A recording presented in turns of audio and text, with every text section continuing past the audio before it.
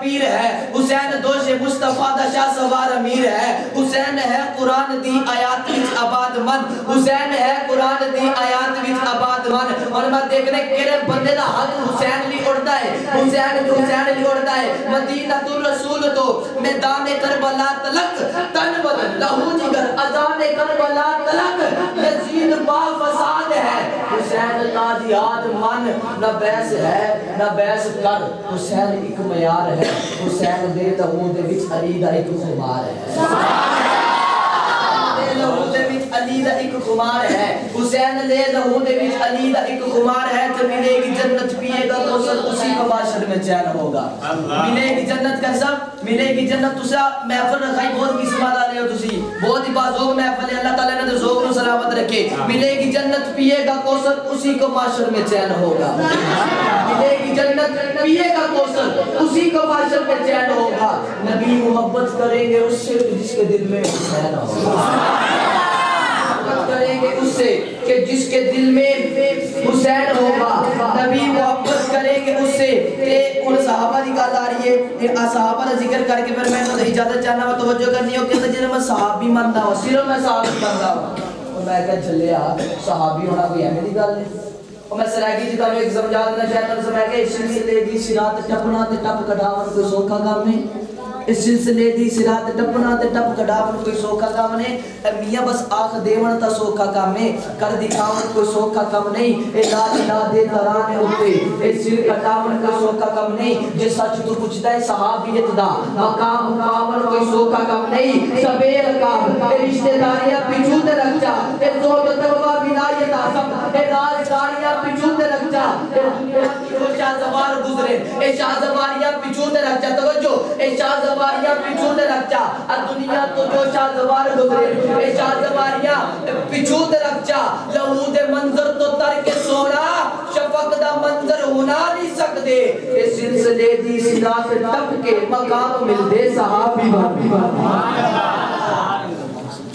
اس سلسلے دی سرات ٹپ کے مقام مل دے اے صحابی مل دے بلاکر نے شیر پڑھ دے حق نہیں مندا ہے ایمان یقین تے نہیں آیا جڑا حق نہیں مندا میرا عقیدہ سن تہاڈا عقیدہ بھی ہے مینوں پتہ ہے تساں بھی بولنا اچھی اگر ہے جڑا حق نہیں مندا ہے تو ایمان یقین تے نہیں آیا عثمان دی شان دا نظریہ شیطان لعین تے نہیں آیا جڑا راز مندا منکر ہے او بشر حجے دین تے نہیں آیا او صدیق دا سچ مشکوک تا وقت سچ زمین تے نہیں آیا سچ مشکوک تا وقت سچ زمین تے نہیں آیا ہر بے اصول کے لیے فطری اصول زندہ ہے جب میں ختم نبوت دا نعرہ ختم نبوت دا شعر آخری والے تاج نے ختم نبوت دا نعرہ لانا ہے تو اس حد جگنا ہے ہر بے اصول کے لیے فطری اصول زندہ ہے چمن میں رہ کر بھی کاروں میں پھول زندہ ہے دل میں عقیدہ حیات النبی سجا کر نبھا کر بتاتے ہیں زمانے بھر کو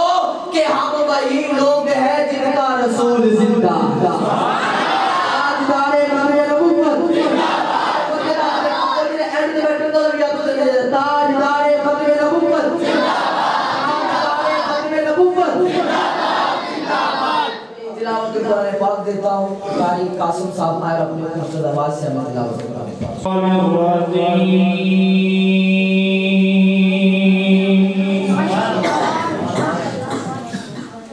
بسم اللہ الرحمن الرحیم بسم اللہ الرحمن الرحیم الرحمن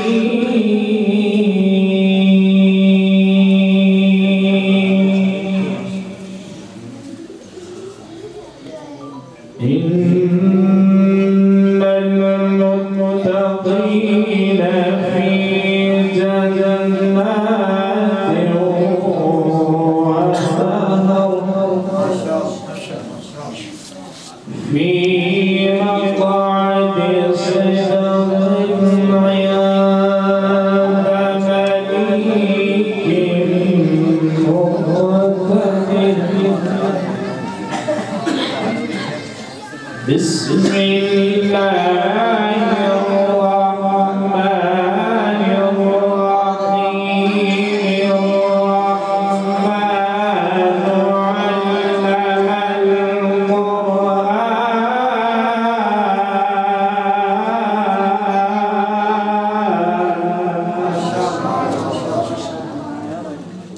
خلق الإنسان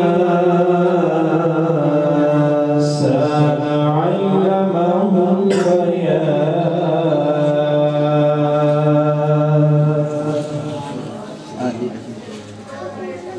بسم الله الرحمن الرحيم. إن المتقين في جنات ونهر في مقعد صدق عند مليك مقتدر.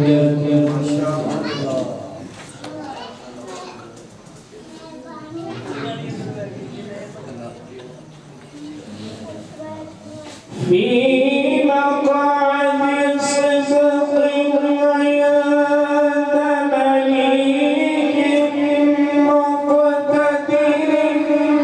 بسم الله الرحمن الرحيم. الرحمن علم القرآن.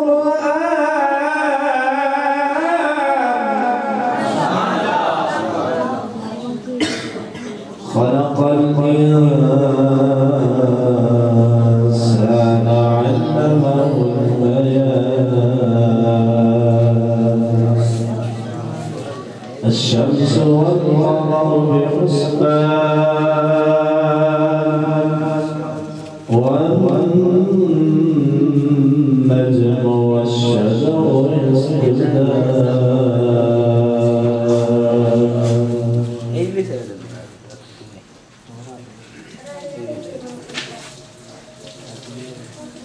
والسماء رفعها ووضع الميزان ألا تطغوا في الميزان وأقيموا الوزن بالقسط ولا تخسروا الميزان.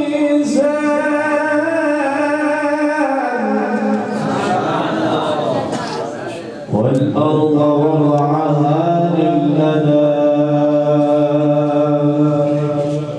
فيها فاكهة والنخل ذات الأكمام.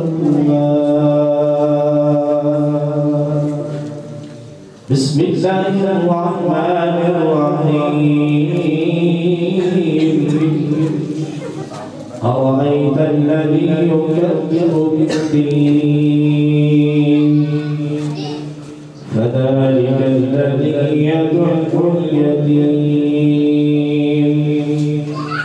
ولا يحض على طعام المسكين.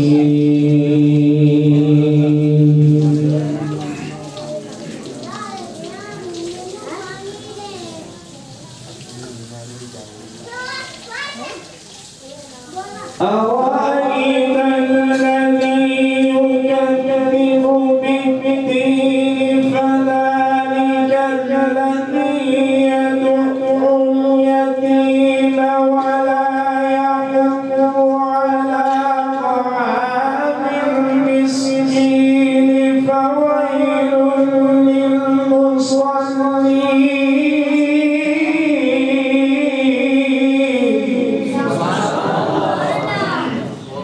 فويل للمصلين الذين هم عن صلاتهم ساهون الذين هم يراءون ويمنعون الماعون.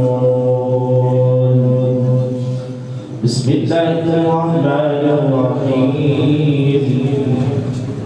قل أعوذ برب الناس ملك الناس إله الناس.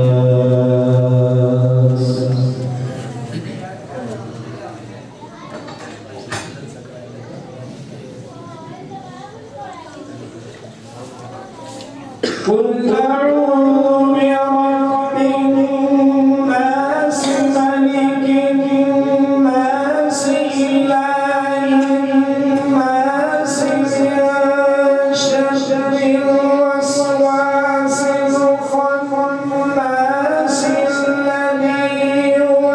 يوسوس في صدور الناس من الجنة والناس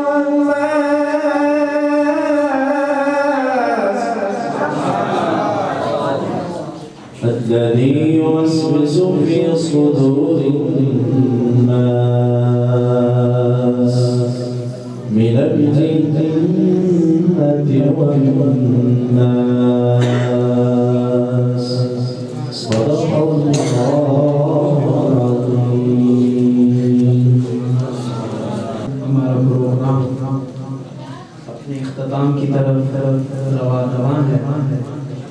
میں آپ حضرات کا تہہ دل سے مشکور ہوں کہ آپ حضرات اپنی مصروفیات سے وقت نکال کر ہماری مسجد کی رونق کو دوبالا کیا اور اللہ کے اس گھر میں یہ اس ربیع الاول کی یہ پہلی محفل ہے اور ماشاءاللہ جس طرح سے آپ لوگوں نے حاضری لگا کر اس کو سجا دیا ہے. میں اللہ تعالیٰ سے دعا ہوں کہ اللہ تعالیٰ اس محفل کے برکت سے ہم سب کی مغفرت فرمائے.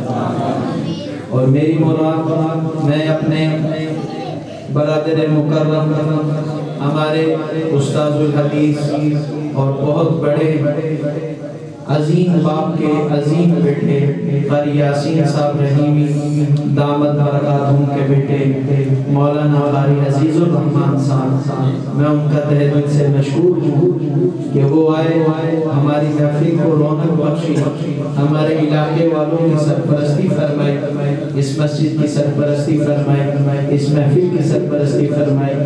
میں انتظامیہ کی طرف سے اور جتنے بھی ہمارے دوست اس محفل کے انتظام میں شریک ہوئے اور معاملین اور جتنے بھی سامعین ہیں سب کی طرف سے میں حضرت کا مشکور ہوں کہ اللہ تعالی حضرت کی تمام جتنی بھی دینی خدمات ہیں قبول و منظور فرمائے. حضرت جامعہ حسینیہ باب العلوم کے اہتمام کو بھی سنبھالے ہوئے ہیں اور دارالقرآن میں استاذ الحدیث کی خدمت بھی سر انجام دے رہے ہیں اور ختم نبوت کے اور بھی بہت دیگر فرائض انہیں سر انجام دے رہے ہیں. تو میں حضرت سے ملتمس ہوں کہ حضرت جو ہے اپنے قیمتی ارشادات سے آقا صلی اللہ علیہ وسلم کی سیرت سے کے حوالے سے چند انمول موتیوں سے ہمیں نوازیں. ہماری اس محفل کے ابھی مہمان خصوصی جمشید اقبال چشتی صاحب وہ بھی تشریف لانے والے ہیں اور ہمارے خطیب صاحب بھی تشریف لانے والے ہیں.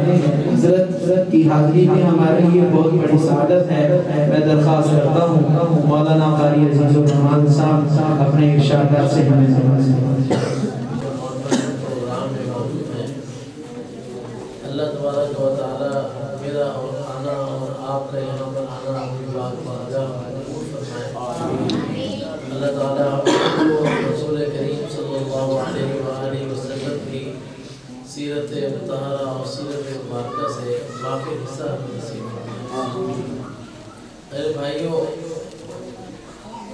سب سے پہلی بات یہ ہے کہ ہمارے نبی، ہمارے آقا سیدنا مولانا شفیعنا محمد رسول اللہ صلی اللہ علیہ وآلہ وسلم کو اللہ تبارک و تعالیٰ نے اس دنیا میں بھیجا ہے اور آپ کی دنیا میں تشریف لانے کے بعد ہمیشہ کے لیے نبوت کا دروازہ بند کر دیا گیا.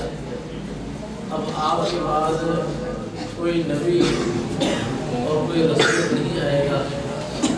آپ کی امت کے بعد کوئی امت نہیں آئے گی اور آپ صلی اللہ علیہ وآلہ وسلم کے دنیا سے پردہ فرمانے کے بعد وہی کا سلسلہ ہمیشہ کے لیے بند ہو گیا. حضور نبی کریم صلی اللہ علیہ وآلہ وسلم کو اللہ تبارک و تعالیٰ نے کمالات عطا فرمائے ہیں کہ تمام انبیاء علیہ السلام حضرت آدم علیہ السلام سے لے کر حضرت عیسیٰ علیہ السلام تک تمام انبیاء علیہ السلام کی کمالات ایک طرف اور اکیلے رسول اللہ صلی اللہ علیہ وآلہ وسلم کی کمالات ایک طرف. نبی کریم صلی اللہ علیہ وآلہ وسلم کو اللہ تبارک و تعالیٰ نے بے شمار معجزات عطا فرمائے. ہر نبی کو اللہ نے چند معجزات دیے، کسی کو 5، کسی کو 2، کسی کو 1، کسی کو 10. حضور صلی اللہ علیہ وآلہ وسلم کا حکم بے مثال. ہمارے علماء نے لکھا ہے کہ حضور صلی اللہ علیہ وآلہ وسلم کو اللہ تبارک و تعالیٰ نے ایسا معجزہ عطا فرمایا تھا، ایسا حسن عطا فرمایا تھا کہ جس وقت میں آپ نماز کے لیے کھڑے ہوتے ہیں تو میری اور آپ کی آنکھ جو ہے وہ سامنے کی طرف دیکھتی ہے، لیکن حضور صلی اللہ علیہ وآلہ وسلم چاہے نماز میں ہوتے یا آپ راستے پر چل رہے ہوتے تو جس طرح پر آپ سامنے دیکھ رہے ہوتے تو آپ پیچھے والے منظر کو بھی ایسے ہی دیکھ رہے ہوتے جیسے کہ انسان سامنے والے منظر کو دیکھا کرتا ہے. سبحان اللہ. حضور صلی اللہ علیہ وآلہ وسلم کو اللہ تبارک و تعالیٰ نے معجزہ حسن کا یہ عطا فرمایا کہ جب حضور صلی اللہ علیہ وآلہ وسلم اپنی مبارک گردن ہلاتے اور اس کو گھماتے تو آپ کے اس رخسار مبارک کا جو عکس ہے اس کی خوبصورتی کا عکس وہ دیوار پر پڑتا. حضور صلی اللہ علیہ وآلہ وسلم کو اللہ تبارک و تعالیٰ نے یہ حسن عطا فرمایا تھا کہ آپ کے سامنے والے جو دان مبارک تھے جب آپ گفتگو فرماتے تو اس کے اندر سے نور نکلتا اور سامنے والے کو نظر آتا. حضور صلی اللہ علیہ وآلہ وسلم جب کسی بازار سے تشریف لے جاتے تو وہ پورا بازار معطر ہو جاتا. آپ جس بستر پر آرام فرماتے اس بستر میں سے خوشبو آتی. آپ صلی اللہ علیہ وآلہ وسلم کے پسینے مبارکہ میں اللہ تبارک و تعالیٰ نے بے پناہ خوشبو رکھی تھی. بلکہ یوں کہنا چاہیے کہ کائنات کی تمام چیزوں کو خوشبو تو حضور صلی اللہ علیہ وآلہ وسلم کے پسینے کی برکت سے عطا فرمائی گئی. ایک صحابیہ ہیں ام حرام بنت ملحان رضی اللہ تعالیٰ عنہ، حضور صلی اللہ علیہ وآلہ وسلم کے قریبی محرم رشتہ داروں میں سے ہیں.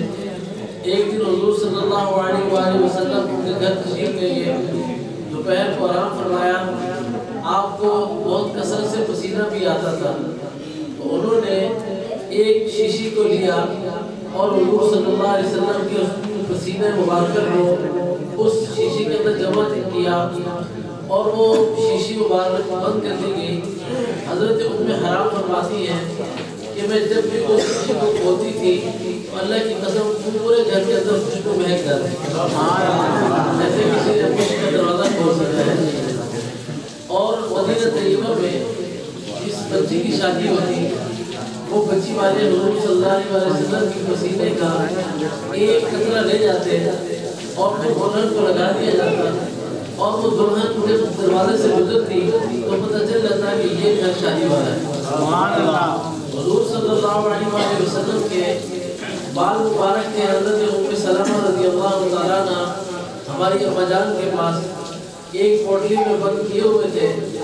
فجر کی نماز کے بعد جو لوگ آ جاتے اور مٹی کے برتن میں پانی لے کر آتے اور آ کر کے بتاتے کہ ہمارے گھر میں فلاں بیمار ہے فلاں بیمار ہے تو اما جان اس پوٹلی کو کہ جس پوٹلی میں آپ کے بال مبارک تھے تو اس کو بیچ میں بھگوتی اور نکال لیتی اور مریض کو وہ پانی لے جا کر کے پلایا جاتا تو اللہ تعالیٰ اس مریض کو شفا عطا فرماتا.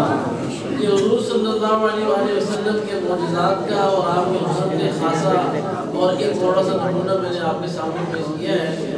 تو میرے بھائیوں، حضور صلی اللہ علیہ وآلہ وسلم کو ایک معجزہ اللہ تبارک و تعالیٰ نے عطا فرمایا درود و سلام کا. حضور علیہ السلام پر درود و سلام کی ایک مستقل معجزہ ہے. آدم علیہ السلام کی امت، حضرت ہارون علیہ السلام، حضرت موسیٰ کی امت، حضرت داؤد کی امت، حضرت عیسیٰ کی امت، تمام کی تمام نبیوں کی امتیں انہوں نے اپنے اپنے نبی کو درود و سلام بھی بھیجا. لیکن اللہ تبارک و تعالیٰ نے اس امت کو پابند کیا کہ تم میرے نبی پر درود بھی بھیجو سلام بھی بھیجو. اور معجزہ یہ دیا کہ تم نبی پر درود بھیجو گے جو گویا کہ نبی کے لیے دعا ہے، لیکن اللہ تبارک و تعالیٰ جو ایک ظاہری صورت میں حضور کے لیے آپ دعا کر رہے ہیں اللہ اس کے بدلے میں آپ کی مغفرت فرما رہے ہیں۔ اللہ تبارک و تعالیٰ فرماتے ہیں کہ تم میرے نبی پر ایک بار درود بھیجو گے تو میں تمہارے 10 گناہ معاف کر دوں گا، تمہارے نام اعمال میں 10 نیکیاں لکھوں گا اور تمہارے 10 درجے آخرت میں بلند کروں گا۔ تو یہ نبی کریم صلی اللہ علیہ وآلہ وسلم کا ایک معجزہ ہے جو درود و سلام کی شکل میں آپ کو عطا فرمایا گیا۔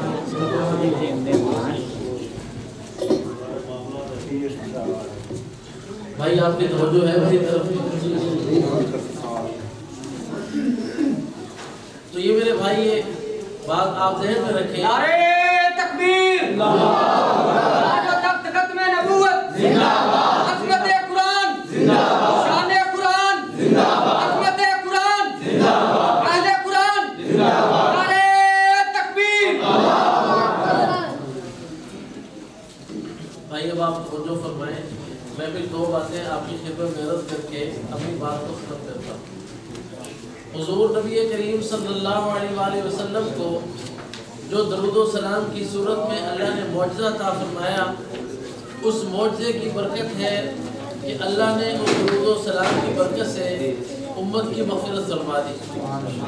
آپ قرآن کریم کی اس آیت مبارکہ میں غور فرمائیں کہ جس میں اللہ نے حضور علیہ السلام پر درود و سلام کا حکم دیا ہے کہ فرمایا کہ ان اللہ و ملائکتہ یصلون علی النبی یا ایھا الذین آمنوا صلوا علیہ وسلموا تسلیما۔ بھائی توجہ فرمائیں، میری طرف توجہ فرمائیں۔ یہاں پر آپ دیکھیں کہ اللہ تبارک و تعالیٰ نے طرز تبدیل فرما دیا۔ پورے قرآن میں جہاں کہیں بھی اللہ نے حضرت کیا براہ راست دیا، بھائی نماز پڑھو، روزہ رکھو اور زکوٰۃ ادا کرو، ایسے نہ کرو، ایسے نہ کرو، یوں کرو، ایسے کرو، اللہ نے حکم دیا۔ لیکن جب درود و سلام کی باری آئی تو اللہ نے طرز تبدیل کر دی، بلکہ فرمایا کہ ان اللہ سب سے پہلے وملائکتہ، پھر ملائکہ کا تذکرہ کیا، پھر کہا کہ میں بھی اور میرے فرشتے بھی وہ میرے نبی پر درود بھیجتے ہیں، میں بھی درود بھیجتا ہوں اور میرے فرشتے بھی نبی پر درود بھیجتے ہیں۔ اب جب یہ ہے کہ جب میں بھی اپنے نبی پر درود بھیج رہا ہوں اور میرے فرشتے بھی نبی پر درود بھیج رہے ہیں، یا ایھا الذین آمنوا صلوا علیہ وسلموا تسلیما، اے ایمان والو تم بھی حضور علیہ السلام پر درود کرو۔ میں ایک واقعہ آپ کی خدمت میں عرض کر کے اور پھر ایک حدیث پاک سنا کے اپنی بات ختم کرتا ہوں۔ ہمارے حضرت شیخ الحدیث مولانا محمد زکریا صاحب رحمۃ اللہ علیہ نے فضائل درود شریف میں واقعہ لکھا ہے، فرمایا کہ ایک آدمی تھا، وہ سفر میں جا رہا تھا اپنے بیٹے کے ساتھ۔ بھائی آپ کے توجہ ہے؟ سبحان اللہ، وہ جو رکھے ہوئے طرف سبحان اللہ کی ضرورت نہیں، بس بات سمجھنے کی ضرورت ہے۔ فرمایا کہ سفر پر جا رہا تھا اپنے بیٹے کے ساتھ اور بیٹا اور باپ دونوں سفر کے دوران سو گئے۔ بیٹے نے خواب دیکھا کہ میرے والد کا انتقال ہو گیا ہے اور اس کے برے اعمال کی وجہ سے اس کا چہرہ سیاہ ہو گیا۔ بیٹے کی آنکھ کھلی، اس نے دیکھا کہ میرا باپ میرے ساتھ لیٹا تو ہوا ہے لیکن اس کے چہرے پر چادر ہے، تو چادر اتاری، دیکھا تو باپ کا باپ مر چکا ہے اور چہرہ سیاہ ہو گیا ہے۔ اور یہ رونے لگا کہ یہ رسوائی کی بات ہے اور اپنے باپ کے لیے بہت بری بات ہے کہ جہنم میں جائے گا اور جہنم کی آگ میں ایندھن بنے گا۔ رونے لگا، اللہ سے رجوع کرنے لگا، دعا کرنے لگا۔ اسی دوران نیند آ گئی۔ اب خواب میں دیکھتا ہے کہ ایک بزرگ کہ جن کا چہرہ 24 رات کی چاند سے زیادہ چمک رہا ہے، وہ تشریف لائے اور گھوڑے سے اترے اور پوچھا کہ کیوں پریشان ہے؟ نے کہا کہ میرا باپ مر گیا ہے، بدعمالیوں کی وجہ سے اس کا چہرہ سیاہ ہو چکا ہے، تو گھبرانے کی فکر کی بات نہیں، میں اسی لیے آیا ہوں۔ تشریف لائے وہ بزرگ، انہوں نے اس کے چہرے سے کپڑا ہٹایا اور اس کے چہرے پر اپنا مبارک ہاتھ پھیرا تو میرے والد کا چہرہ 24 رات کے چاند کی طرح چمکنے لگا۔ اتنی دیر میں وہ بزرگ اٹھے اور اپنے گھوڑے پر جا کر تشریف فرما ہوئے، تو میں نے جا کر گھوڑے کی لگام پکڑی اور جا کر کے پوچھا کہ حضرت آپ نے میرے اوپر اتنا بڑا احسان کیا، آپ بتائیں تو صحیح آپ کون ہیں؟ کہا تو مجھے پہچانتا نہیں، میں تیرا اور تیرے والد کا رسول ہوں، نبی ہوں۔ تیرا والد رات کو اس وقت تک سوتا نہیں تھا جب تک میرے اوپر درود نہیں پڑھ لیتا تھا، وہ کبھی میرے اوپر درود پڑھنا نہیں بھولا، تو آج اس مشکل گھڑی میں میں اس کو نہیں بھولا۔ میں اللہ تبارک و تعالیٰ سے اجازت لے کر کے آیا ہوں اور تیرے والد کو جہنم سے نکال کر جنت میں داخل کرا۔ تو میرے بھائی آخر میں بخاری شریف کی روایت سناتا ہوں، پھر اس کے بعد آپ سے ایک وعدہ لینا ہے، وعدہ نہیں ارادہ لینا ہے، پھر اس کے بعد انشاءاللہ تعالیٰ آپ سے رخصت ہو جاؤں گا۔ حضرت ابی بن کعب رضی اللہ تعالیٰ عنہ ایک بہت بڑے صحابی ہیں۔ حضور صلی اللہ علیہ وسلم فرماتے ہیں کہ وَأُبَيُّ أَقْرَأُ الْقُرْآنَ، کہ قرآن کو سب سے بہترین پڑھنے والے حضرت ابی، یہ حضور فرما رہے ہیں۔ کون کہہ رہے ہیں؟ حضور فرما رہے ہیں کہ اقرأ القرآن، کہ سب سے بہتر قرآن پڑھنے والے۔ حضور صلی اللہ علیہ وسلم کے پاس حضرت ابی بیٹھے تھے، یہ بھی بخاری شریف کی روایت میں ہے کہ جبرائیل علیہ السلام تشریف لائے، آپ نے فرمایا کہ ابی یہ جبرائیل ہیں اور کہہ رہے ہیں کہ اللہ نے تمہیں سلام کہا ہے اور اللہ فرما رہے ہیں مجھے کہ تم ابی سے قرآن سنا۔ اب سب صحابہ حضور سے قرآن سنتے تھے اور اللہ تعالیٰ حکم دے رہے ہیں حضور کو کہ آپ ابی سے قرآن سنیں۔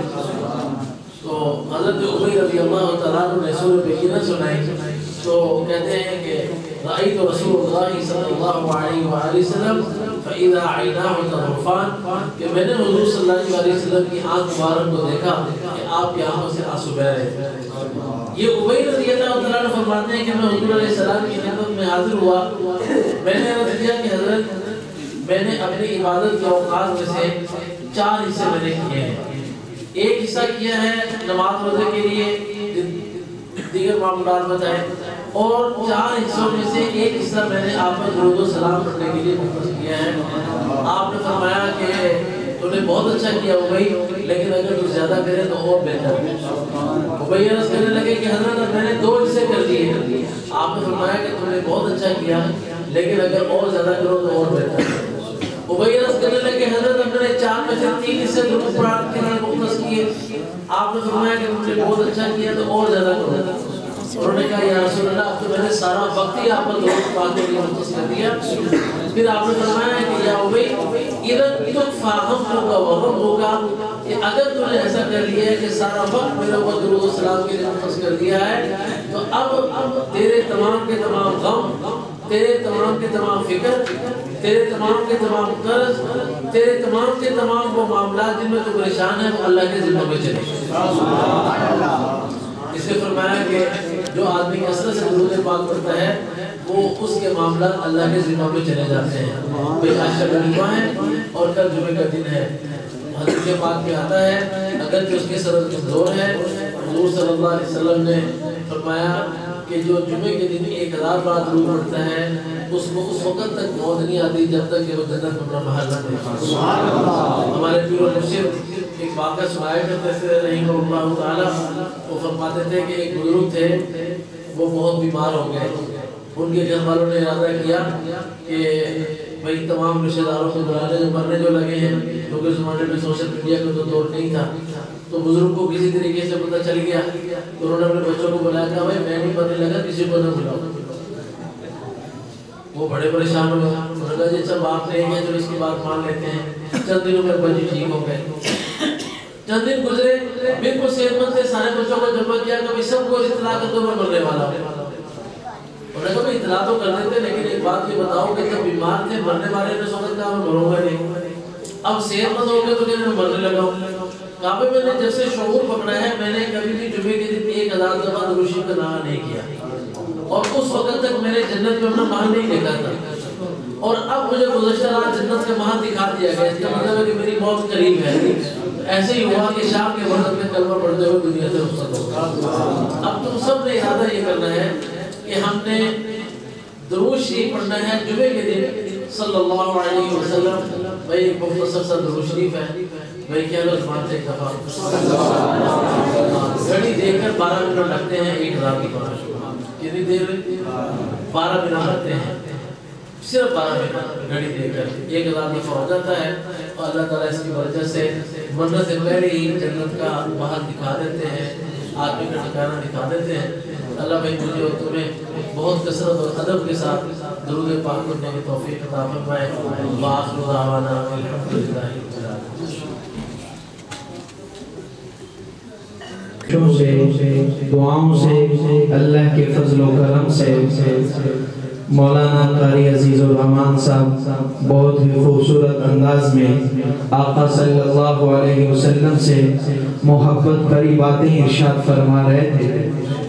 تو میرے پیاروں، آپ کے سامنے میں جس شخصیت کو دعوت دینے والا ہوں، حقیقت ہے ہمارے لیے یہ سر کا تاج ہیں، اور ان کی شمولیت ہمارے لیے باعث فخر اس وجہ سے ہوتی ہے کہ مجمع کے اندر میں اکثر انہیں جب دعوت دیتا ہوں تو میں یہ کہتا ہوں کہ مجمع کے اندر شاید بہت سارے ایسے ہوں جو یہ سمجھتے ہوں کہ قرآن پڑھنا مولویوں کا کام ہے، حدیث پڑھنا مولویوں کا کام ہے، مسجد میں جانا، مسجد کو آباد کرنا مولویوں کا کام ہے۔ میں ان کو آپ سب کی طرف سے، انتظامیہ کی طرف سے سینکڑوں بار سلام پیش کرتا ہوں، جنہوں نے عملی طور پر ایک ہمارے علاقے کے اندر ہی نہیں بلکہ پوری دنیا کو ایک پیغام دیا کہ دیکھو دنیا کے تم جس مرضی درجے پر چلے جاؤ، یہ اللہ کی پاک کلام ہے، تم اس کو جتنا خوبصورت پڑھو گے اتنی زیادہ عزت پاتے جاؤ۔ آئیے ہمارے سامنے جو شخصیت موجود ہیں، ہمارے ڈی ایس پی جمشید اقبال ناصر چشتی صاحب، میں ان سے ملتمس ہوں یقیناً یہ نوجوانوں کے دلوں پر دیکھو کہ اللہ کی رحمتوں کا نزول ہو رہا ہے، اور ان کی چہروں پر کتنا نور آ رہا ہے کہ آپ قرآن پاک کی تلاوت سنائیں، پھر ان کے بچے آپ کی طرف دیکھ کر یہ جذبات بنائیں کہ انشاءاللہ ہم بھی قرآن ایسے پڑھا کریں گے، اور دعا کرو کہ نوجوانوں کو عادت پڑ جائے جیسے یہ موبائل اچھے سے اچھا دور سے دور بڑی سے بڑی مارکیٹ میں لینے کے لیے جاتے ہیں، ایسے نوجوان 24 گھنٹوں میں 10 منٹ اپنی مسجد کے قاری صاحب سے قرآن سیکھنا شروع کریں۔ میں بلکہ ایک اور بات کہوں گا ان کی موجودگی میں، سروس موبائل اگر بند ہو جائے، ایمانداری سے بتاؤ پریشان ہوتے ہیں کہ نہیں ہوتے سارے؟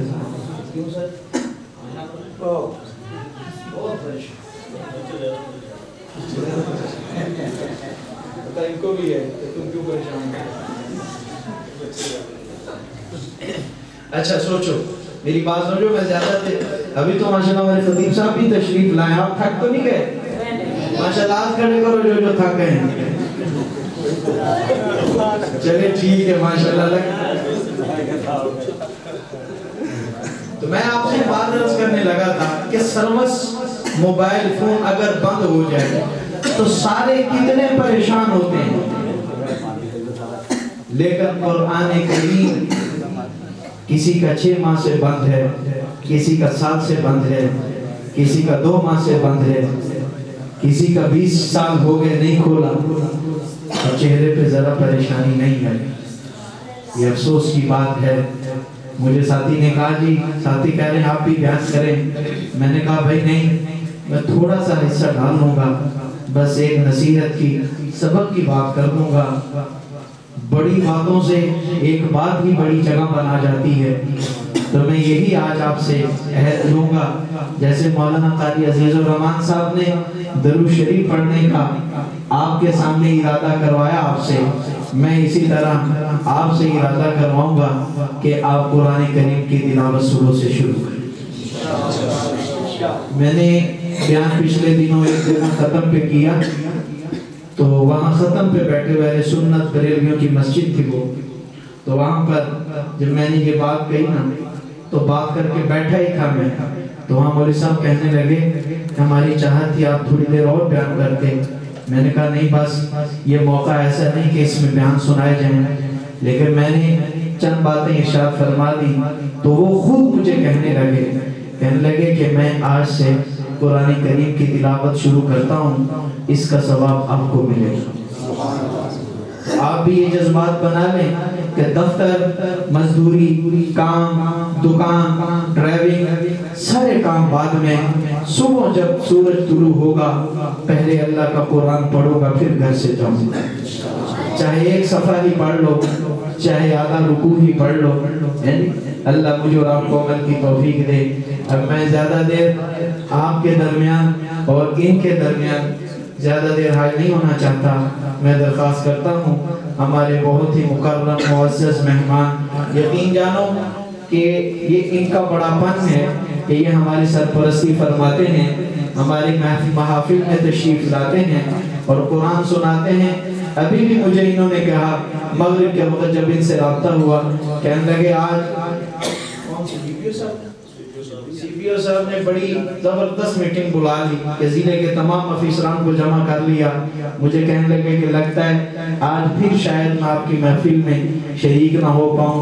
میں نے کہا نہیں، آپ استغفار کریں اور آپ میٹنگ اٹینڈ کریں، انشاءاللہ آپ آئیں گے، دیوانے آپ کی تلاوت سن کے جائیں گے۔ تو ماشاءاللہ میں دعوت دیتا ہوں ہمارے جمشید اقبال ناصر چشتی صاحب اپنے انداز میں قرآن کریم کی تلاوت سنیں۔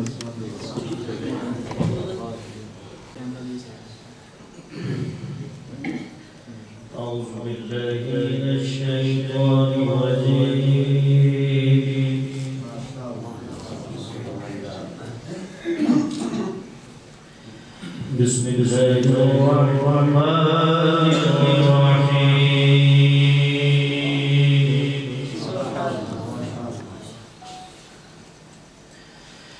ان الذین قالوا ربنا اللہ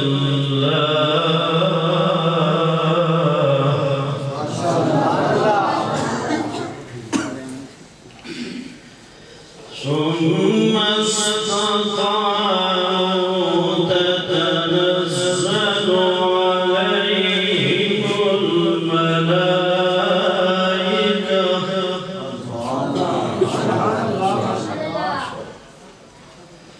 ألا تخافوا ولا تحزنوا وابشروا بالجنة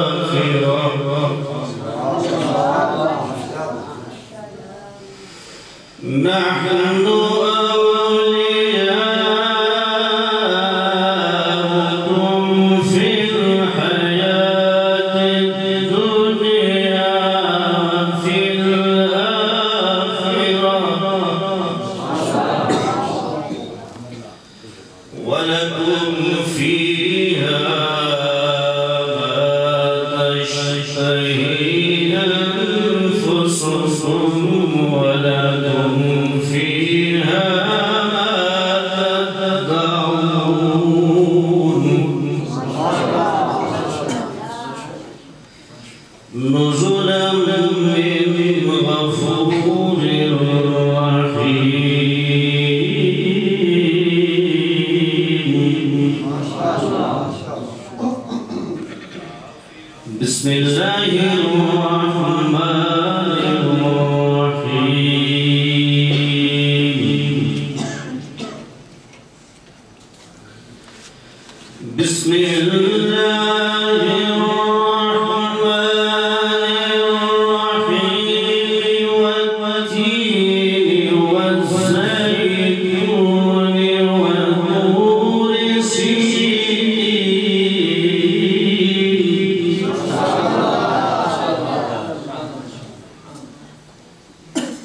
وطور سينين وهذا البلد الأمين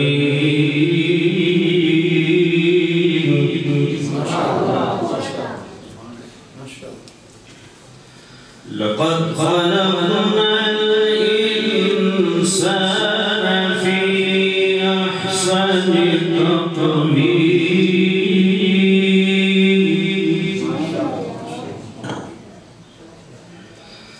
لقد خلقنا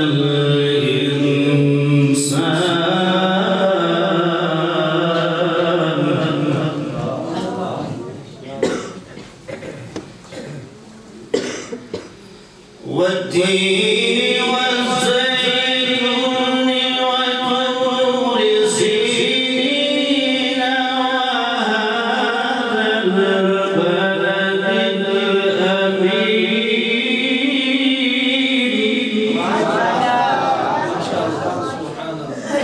لقد خلقنا الإنسان في أحسن تقويم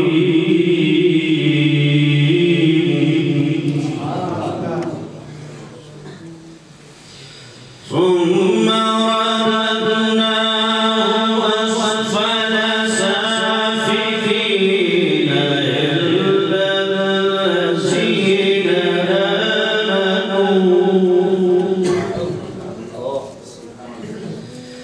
إلا الذين آمنوا وعملوا الصالحات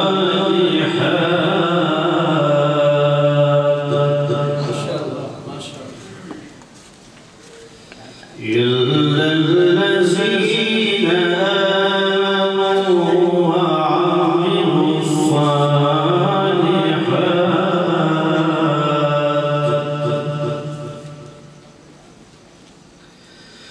إلا الذين آمنوا وعملوا الصالحات فلهم أجر غير ممنون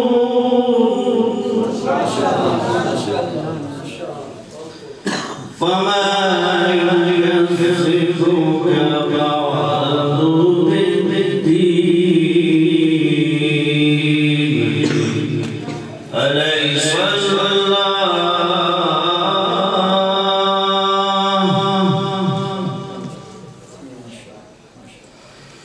فما يكذبك بعد بالدين